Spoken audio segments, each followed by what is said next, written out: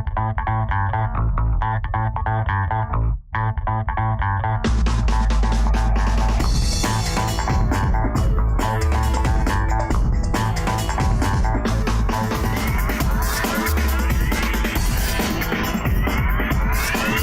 Guy Dancause. Welcome to the Entrepreneur and Idea Connector program. Today we'll be talking of what it means to be an entrepreneur. Most people would agree that an entrepreneur is a person who has started his or her own business, but that basic definition barely scratches the surface. There's a lot of misconceptions about what it means to be an entrepreneur. It's why today, with our guest, Jacques Pilon, we will explore the true essence of what it means to be a risk taker, an innovator, and an individual willing to carve his or her own path in a world that doesn't always take kindly to people who behave differently than most. Now, please, let me introduce our guest, Jacques Pilon. Jacques is an entrepreneur, or has been an entrepreneur for 25 years. He is president of a corporation, as well he is an entrepreneur in residence at the Launch Lab Innovation Center located in Kingston, Ontario. Welcome, Jacques. It's nice to be here, Guy. Jacques, tell us about yourself and your experience as an entrepreneur. Well, I've been an entrepreneur for most of my career, and I would say that it's been very rewarding financially. It's been exciting, rewarding to see our businesses succeed when some of the businesses around us weren't perhaps doing as well. We employed lots of people. We've had a number of different adventures in entrepreneurship, and it's served us well so far. And when I say our businesses, my wife Robin was, she was involved in just about everything we did, and we had some great partners, some great employees. So it's usually our success when I'm talking about any sort of success. Good. You've been an entrepreneur for some 25 years, but what led you to become an entrepreneur? Well, I've been asked this question before, and I keep coming up with a bit more of an elaborate answer. So, going back to the beginning, I'd say that three people kind of steered me in that direction. So, from my hometown, there was a fellow named Jerry Light, and then when I was in university, there was a writer who some people don't like named Ayn Rand, and I'm not an objectivist. I'll throw that in. And then there was Ron the salesman. So Jerry Light ran the grocery store in my hometown, a Penetang machine, where eventually everybody shopped. Because he was just so good at it. He had better products, better service. He put the other two grocery stores out of business. And I was fortunate enough to get to his home a couple of times. He lived better than we did. He obviously had more things than we did, but he enjoyed his work. He showed up and he was excited to be at work every day. When I said Ayn Rand, when I got to university, I got involved with some of the objectivist philosophers at the University of Waterloo, and I read the books. I liked the entrepreneur as the hero in those books, and it kind of showed philosophically where the entrepreneur and capitalism fit in with everything. I'm not, like I said earlier, I'm not an objectivist, but I did like the stories.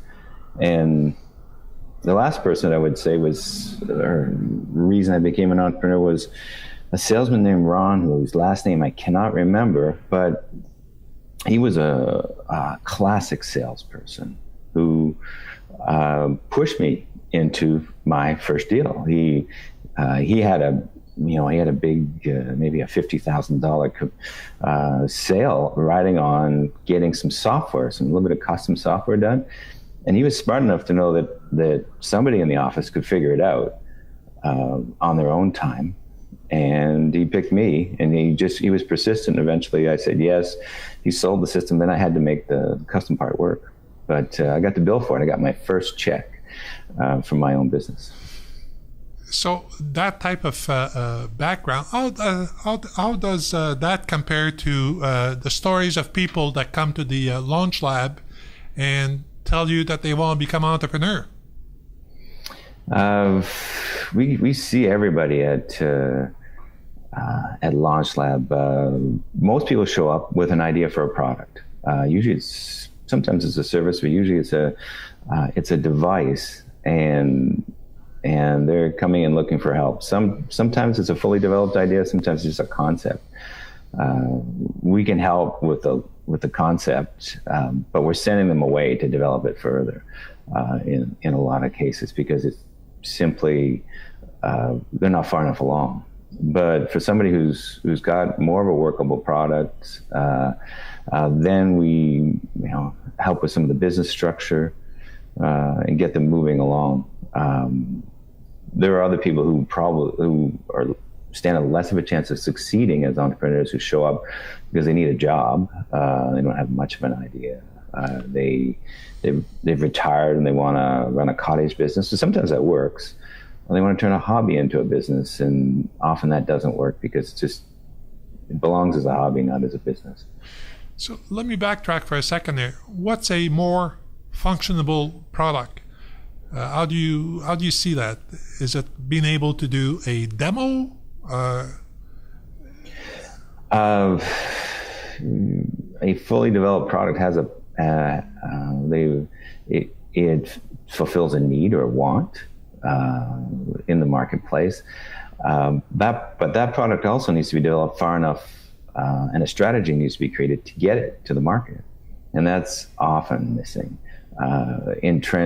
There's entrenched competition that will prevent better products from ever getting to market.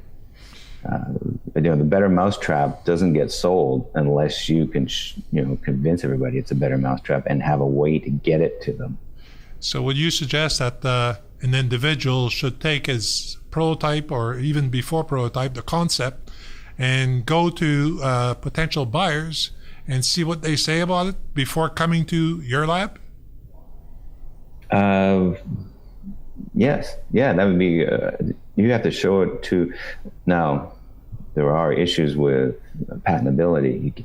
So if you have a great idea, you can't show it to everybody if you're planning on patenting it. So that there's a limitation there. You should get in to see the Innovation Center. We'll point you in the direction of an IP lawyer, and maybe get your patent in place, and then you can start field testing. But if it's not a patentable idea, maybe it's a service, you got to get out there and find some customers for your new service. Or if it's more of a gadget that's going to be made in Asia, you have to get some pre-production prototypes into people's hands so they can give you some feedback. Because you can't operate in a bubble. A lot of entrepreneurs get married to their idea and then stay married to it, even though people don't really want it. Mm-hmm. Perhaps we can come back in a future The Entrepreneur show discussing the testing of assumptions. But in terms of entrepreneurs, statistics indicate that 80% of businesses are no longer in business within 5 years. How do you interpret that? Well, not to be mean, but so the other 20% can succeed. The real entrepreneurs who thought the whole thing through and got lucky can get out there and they maybe hire some of the entrepreneurs who failed the first time. But the other reasons, the main reasons are they don't have all the components to succeed. You need, somebody has to design it, or someone has to design the product. Someone has to sell it. Someone has to manage the money and sort out tax issues. And often the two second items there are missing. One person can probably can design a product and sell it but they probably can't do the accounting, and they probably can't manage the money for the business. So I think a lot of startups are ill prepared to do all three of those things: design, sell, and manage the money.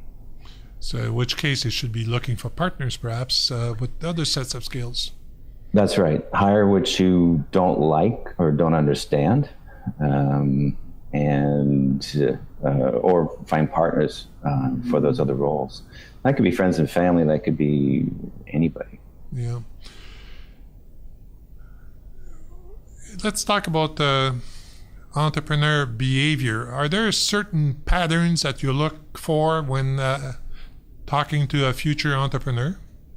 Well, like getting back to that, to the last question, we want to see all of those things. We want to see it embodied somewhere in their organization. It could be their mom. We've had entrepreneurs who their mother's doing the accounting, and it's worked out really well until the business got a little bit bigger. 2 years down the road, there was a professional accountant who came in, or they hired an internal bookkeeper. Mm-hmm. But they started out with family doing their bookkeeping. Okay. We have another example is a recent business that I'm really excited about. Has 4 partners. One is an industry expert. The other partner is a career salesperson from another industry, and the other 2 partners are engineers. So they have, they have the sales and development part really well sorted out, and they already have some accounting that's attached to that industry expert. They could succeed. I'd like to go back to that rate of failure for a sec, and I suppose it's very devastating for entrepreneurs to fail. How is that? How do you see that in your community of would-be aspiring entrepreneurs? We see a few of them, and it's kind of heartbreaking from our side. Sometimes they won't. We have a few that won't listen to our advice. We've told them this part of your business works. Focus on it, and your original assumptions, you've proven them wrong numerous times. Drop them. Stay with what makes you a bit of money, and recoup some of your debt. Often the family home gets leveraged, and it's sad to see it get leveraged all the way, and most of the capital get exhausted. People have to keep buying groceries.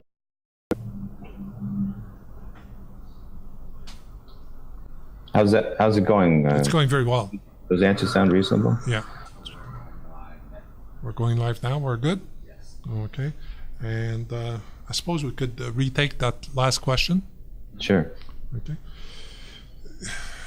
We've talked about the failures of most businesses a minute ago. Let's discuss the devastation that often results from those failures. What's your experience there?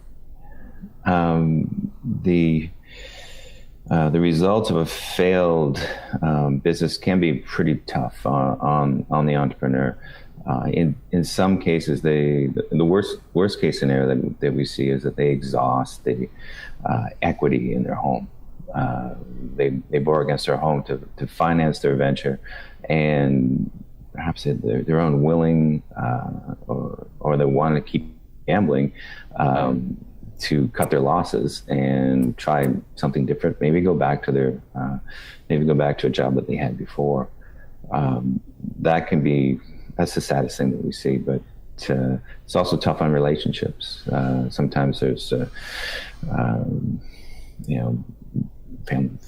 couples come apart because one partner decided to pursue the venture way too long. So you have to be ready to cut your losses if it's hurting your personal life. So personal life. So how do you establish your level of comfort when looking at the risk issue? It would be great if the entrepreneur can put a box around how far they want to go.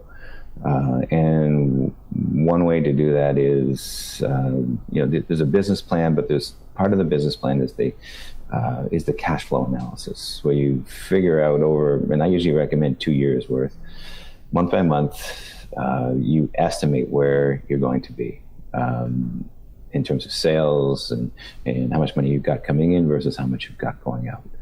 And know where your break even is. And if that break even just keeps moving further and further away from you, you have to reevaluate what you're doing. Would you go so far as to say that before you commit to major risks, such as mortgaging your home, that you should speak to your accountant and see what the accountant has to say about the risk management? Certainly. That's part of the managing the finances of your business. We've seen examples of successful businesses that have gotten in trouble because they simply didn't manage their finances very well. They pulled too much money out of the business. Once they had an initial success, they drew so much money out in dividends or salary that they didn't have enough money left behind to finance the business's activities.